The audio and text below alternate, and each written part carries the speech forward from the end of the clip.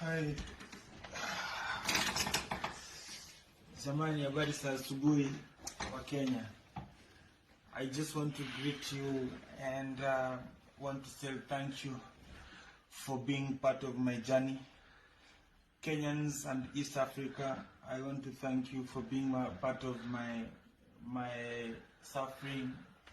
Thanks for loving me. Mimi nimeumia, mimi ni mgonjwa, naumwa sana. But nataka kushukuru sana kwa maombi yenu. Hapa naona nimeletewa tumatunda. Kazi yangu ni kula tu tumatunda. Tumatunda tu. Mkipata tumatunda mahali wa Kenya na wa Tanzania na Waganda na wa Rwanda, please mtumanie tu tumatunda. Mungu atanisaidia. Tumatunda tu. Nitakula. Wacha kwanza nipumzike.